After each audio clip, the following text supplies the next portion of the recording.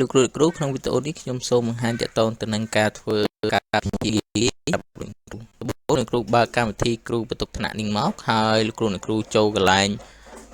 រដ្ឋបាលថ្នាក់នេះហើយលោកគ្រូចូលកន្លែងការវិភាគបាទអញ្ចឹងវាចេញតម្រងបែបហ្នឹងលោកគ្រូអាចជ្រើសរើសបានសម្រាប់ថាថ្ងៃច័ន្ទប៉ះមុខជាអ្វីអញ្ចឹងលោកគ្រូអាចរើសបានឧទាហរណ៍ប៉ះខ្មែរក្នុងករណីដែលលោកគ្រូរកមុខវិជ្ជាដែលអត់មាននៅត្រង់ចំណុចនេះលោកគ្រូអាចធ្វើការបញ្ចូលមុខវិជ្ជាបានដោយលោកគ្រូចូលទៅត្រង់ចំណុចបញ្ចូលមុខវិជ្ជាហ្នឹងឧទាហរណ៍មុខវិជ្ជាត្រង់ចំណុចនេះឧទាហរណ៍មុខវិជ្ជា AA អញ្ចឹងឧទាហរណ៍ខ្ញុំវាយថាមុខវិជ្ជា AA ចុះ A 3ដងហើយមុខវិជ្ជាបន្ថែមខ្ញុំអាចដាក់ BB បាន